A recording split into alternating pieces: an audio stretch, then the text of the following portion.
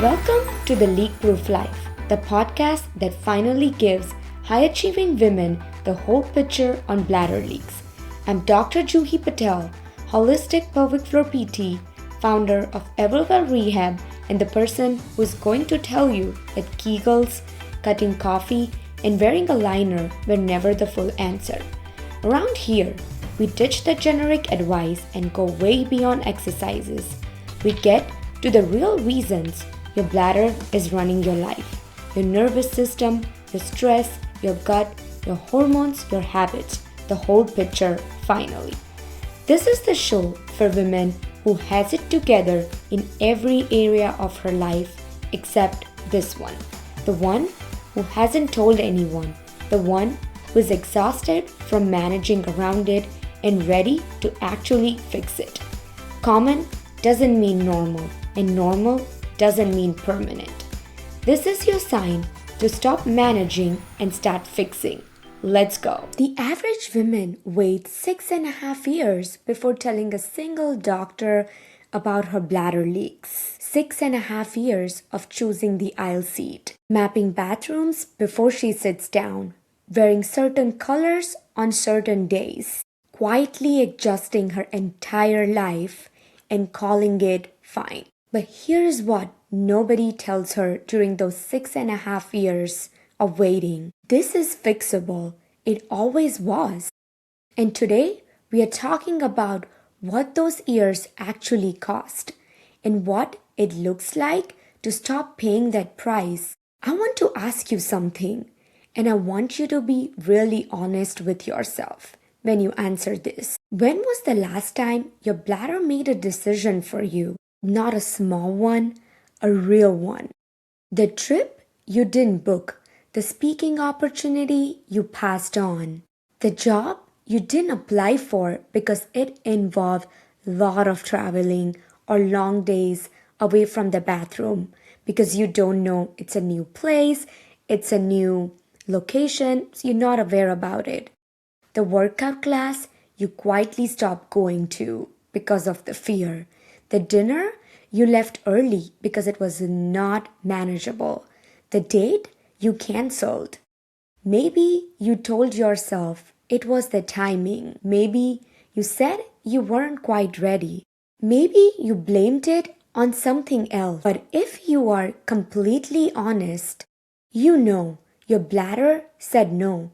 Your bladder is controlling your whole situation and you went along with the whole process. Today's episode is a little different because today we are not just talking about symptoms. We are talking about what this is actually costing you and why you don't have to keep paying that bill. Let's get into it. I want to start by naming something that doesn't get talked enough about in the pelvic floor world. We talk a lot about symptoms, leaks, urgency, frequency, pads, exercises, dietary changes, and all of that matters. But what we don't talk about enough is the life happening around those symptoms. The quite accumulating cost of managing this day after day, year after year. And things keeps getting worse because here is what I see with my clients. They don't just come to me with a bladder problem. They come carrying years of small decision that slowly created a smaller life. Turning down a speaking opportunity they got, not because they weren't ready, but because the thought of being on stage for 45 minutes without a bathroom felt terrifying. Skipping the promotion that involved travel, not because they didn't wanted it, but because navigating airports with an unpredictable bladder felt super overwhelming. Wearing certain colors and certain clothes, not because of style, but because of what they hide. Sitting on the aisle seat in every flight, every theater seat, always positioned for a quick exit. Leaving events early, saying no to spontaneous plan because you have a fear in the back of your mind. Building a life that looks full from the outside, but quietly, invisibly shaped by something nobody knows about. Research tells us 1 in 4 women take time off work because of bladder problems. So now you can think, overactive bladder influences decision about leaving jobs or retiring early because of fear, shame, embarrassment. And 90% of women says it affects their mental health, their confidence, their work, their relationship, their time with their kids. 90%. And yet, the average woman waits 6 years before telling a doctor about what they have been dealing with. 6 years of quietly managing. 6 years of the invisible tax. I'm not sharing these numbers to make you feel worse. I'm sharing them so you know something important. What you are carrying is real. Something what you're feeling is real.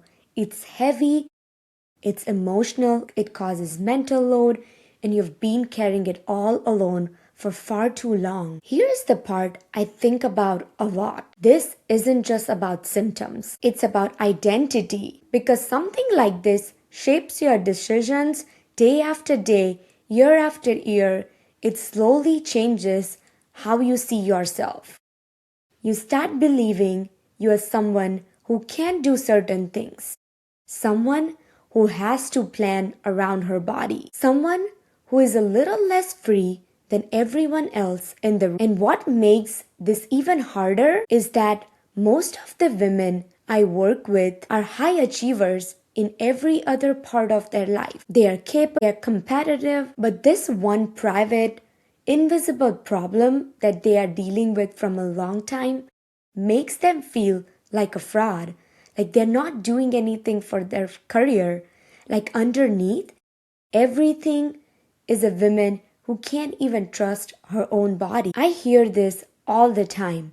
My body is betraying me. I'm great at my job, but I'm terrified. Someone will notice how often I go to the bathroom. The shame around this is huge, and shame keeps women silent. It keeps them from taking action on it. It keeps them managing instead of fixing. And what breaks my heart is this. Most women assume they just have to live with it, that it's a consequences of having babies or getting older or just how their body is.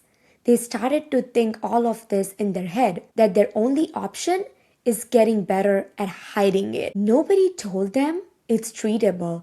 Nobody told them they could get their life back. So let me say it clearly. The leak is not a life sentence. Before we go into recovery, if you are sitting here thinking, this sounds exactly like you, what you have been dealing with, I want you to know you don't have to wait another 6 years. There is a link below in the show notes where you can book a free call with me just to talk, to figure out what's actually driving your symptoms, and we can create a plan what you need to get your career advanced. Now let's talk about what reclaiming your life actually looks like. What recovery actually looks like, what you can do about it. Let me give you a different picture. Recovery doesn't happen overnight. It happens in the beginning. It's small things that you do, the small changes that you make. You notice the urge isn't as strong.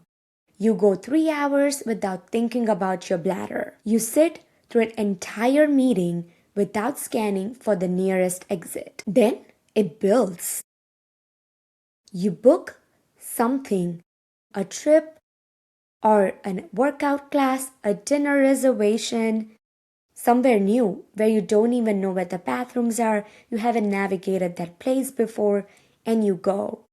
That's a progress. You see those small changes and you start seeing you're fine with that because you did train your brain, you train your bladder. Then one day you realize something super surprising. You haven't planned your outfit around your bladder in weeks. You chose clothes because you like them, not because you are trying to hide something underneath.